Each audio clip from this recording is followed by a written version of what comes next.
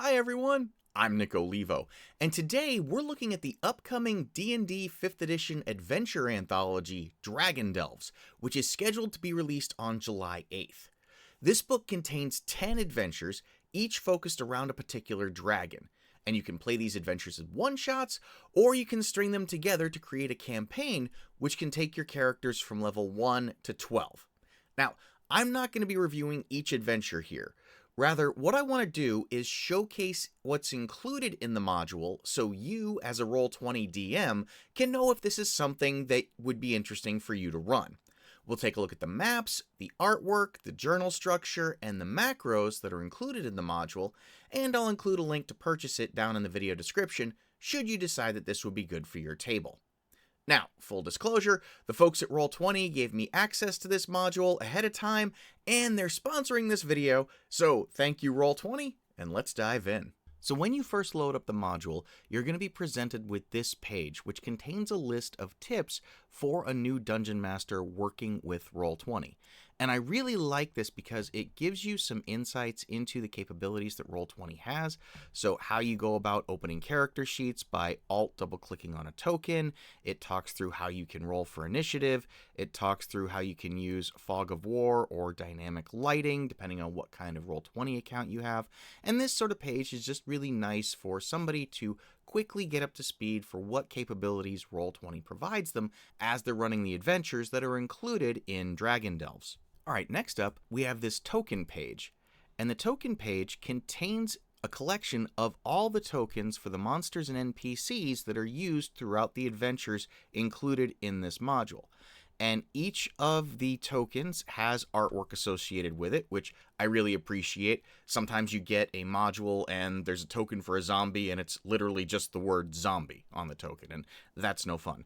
So I really like the fact that we have artwork for every one of these. Let's just take a look at some of the art here. So we've got Kanan. This is one of the NPCs that you're going to encounter in Death at Sunset. Then we have Sunset is Nigh, which is one of the dragons that your players will fight during the course of this adventure, and so on. Now, some of the tokens are marked with an asterisk next to them. That means that they are multi-sided. So if you right-click on them and go to multi-sided, choose side, you'll see that we have a slider here that you can use to toggle between different artwork that's attached to this token. So if I click over here and then choose, you see that it changes this character's artwork to this new one. And so this is if somebody's a shape changer or they're capable of casting illusions or stuff like that, you can toggle between their forms by going into multi-sided, choose side, and then just flipping back and forth. But going back up to the top to our dragon, each of these tokens, you'll notice, has a couple of actions defined for it in the top left screen. So this is how you can quickly make ability checks, saving throws, and initiative for that particular creature. You can just click on it, and let's say we want to roll a dexterity save for Sunset is Nigh. We just say dexterity, click submit, and then we get our dexterity saving throw, and we can see the details of that. So we have a +3 to the roll, we rolled an 8, and we get the total of 11. Same thing for the skill checks. You just say, am I making a history check? And then you get that result. And same deal for initiative. You just click on the turn order window, have the token highlighted, click on it, and then there we go. We now have the character in turn order. And as it mentioned in the tip page, just by double-clicking on a particular token will bring up the token's character sheet. One preference of mine is to switch the sheets into stat block mode. I just like this layout better. And then while you're in here, you can just hover over an attack or an ability and click it, and it makes that roll into the chat window. All right, let's close this. Let's go back to the page toolbar. Next up, we have this generic battle map. And as in most books, not every location that's detailed in the various adventures has a battle map associated with it. And that's what this page is all about. You can see here we've got the name of the adventure and the area that these tokens relate to. And so the idea here is you could just go on to the GM layer, grab these tokens, move them to the token layer, and then you could have an encounter with your players in that area and fight it out. Personally, what I would do is build out a battle map for these locations using a tool like Dungeon Alchemist or Incarnate, but this at least gives you something to work with for those areas that don't have a dedicated battle map in the adventure. Okay, so going back to the page toolbar, now we've got our folders that collect all of the various battle maps related to a particular adventure. So here we can see that we have the Death at Sunset folder. Let's double click on that. And within that, there are 3 pages. 2 of them are battle maps. One of them is this History of Green Dragons, which gives you some background and insight onto a green dragon, and there's some really neat artwork from various D&D supplements and Magic the Gathering cards over the years.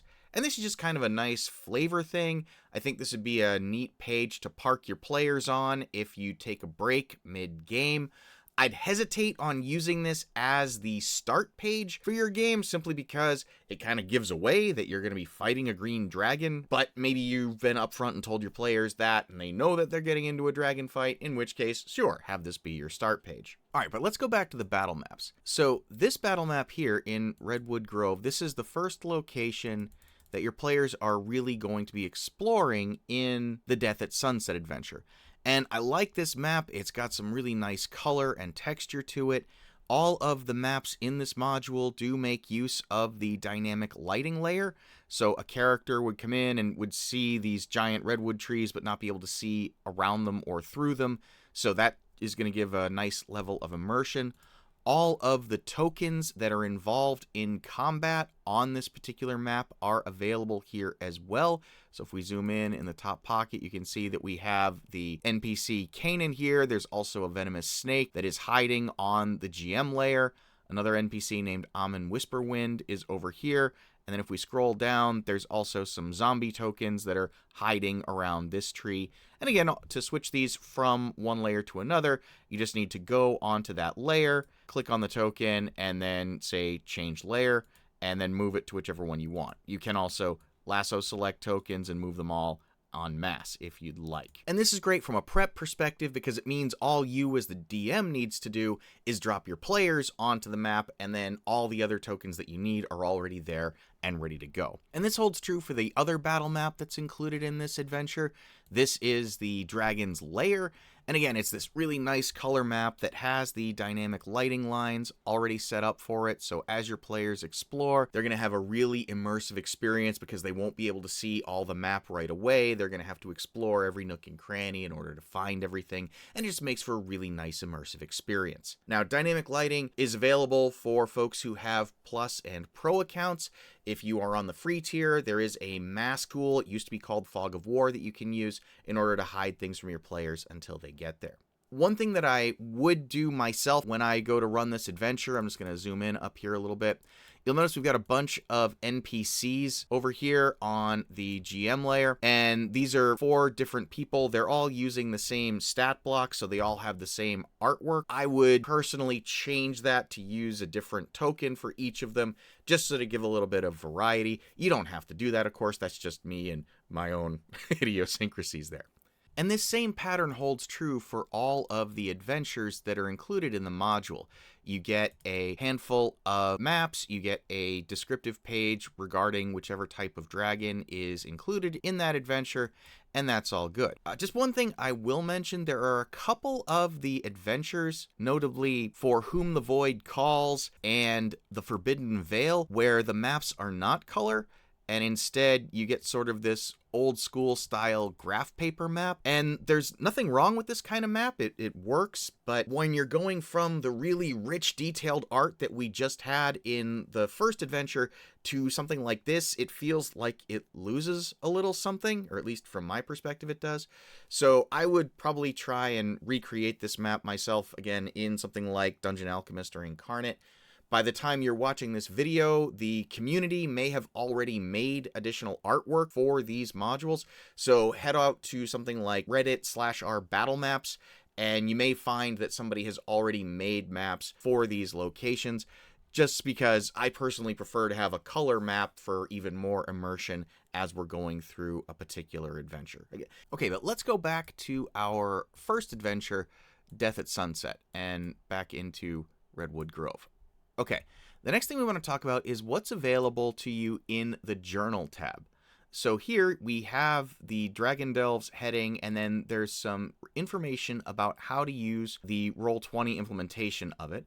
And this expands on sort of the highlight bullet points that we saw on that initial page when we first opened the module. So the first thing I'll call out here is the settings that are being used throughout the module. So what's set up for dynamic lighting, what's set up for the tokens, what's set up for the various sheets and how they're going to roll. Then we have a handout that describes the scale of the battle maps.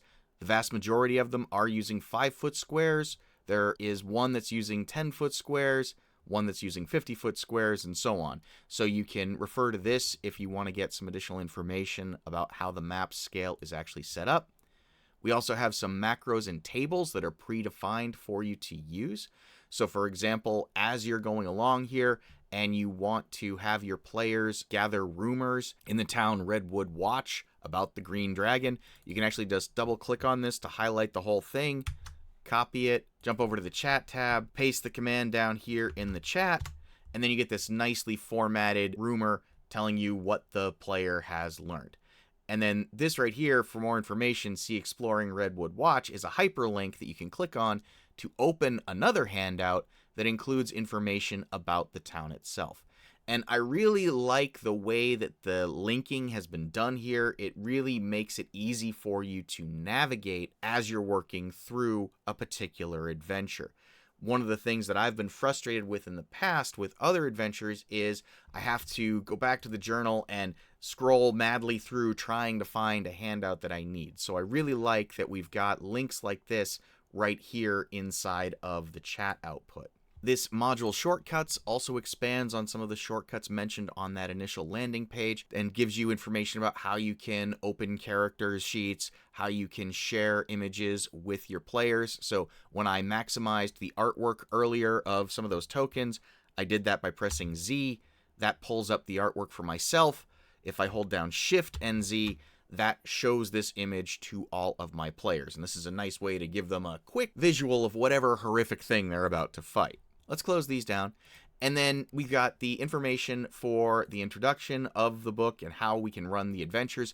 One of the things that I really thought was cool about this is it does give information on how to run the adventure for a single player. And I find this really exciting because there are times when I just have one player I want to run with. Maybe I want to run a side quest for them for a particular bit of their backstory or something like that. And usually it's really challenging to scale an adventure down in order to accommodate that. But here we've got suggestions and insights on how to go about actually running these adventures for a single character. And I think that's really fantastic. And then we have each of the adventures themselves broken out into their own folder with all of the text that you need in order to run that adventure.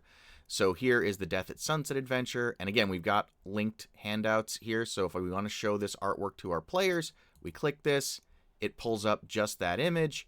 And now we click Show to Players, and that will share this image with all of our players. I'm not going to run through every single one of these. I think you get the idea, but these are all the pieces that you need in order to run this adventure. We've got a hyperlinked list of all of the NPCs and monsters that they're going to fight, and clicking on any one of these links will open up that particular character sheet, which you can then review, familiarize yourself with how the creature works, and then go from there. Now, collapsing these back, if we scroll down, we'll see that after we get through all of the individual adventures, there is a section just for all of the items that you're going to encounter. And then there is another section for handouts and monsters. And at first, I was a little put off by this, to be honest, because I kind of wanted the individual monsters and items and handouts and whatnot to be included in the folder for their particular adventure. But because everything is hyperlinked like this, you really don't need that. And that honestly makes these individual little folders a lot tidier because it's just the text elements that you need in order to run that particular adventure. You can, of course, grab these items and drag them around, like if I wanted to move one of these NPCs from the handout section into a folder. It's just a matter of grabbing it and then dragging it up, but that's up to you if you want to do something like that. Finally, there's some supplemental material. This is reference information that you may need as part of a particular adventure. So maybe you want to know a little more about the astral plane, you can just click on this and it gives you that information. This is stuff that you'd normally find in the Dungeon Master's Guide or in some of the other supplements, but it's nice because it's duplicated here and easy for you to refer to. Also nice because this is the type of stuff you know you're going to need to familiarize yourself with in advance rather than having it sprung on you throughout the adventure. So there you have it, an overview of what's included in Dragon Delves on Roll20. I hope you found this video helpful. If you did, please give it a like and consider subscribing. And until next time, folks, have a great day.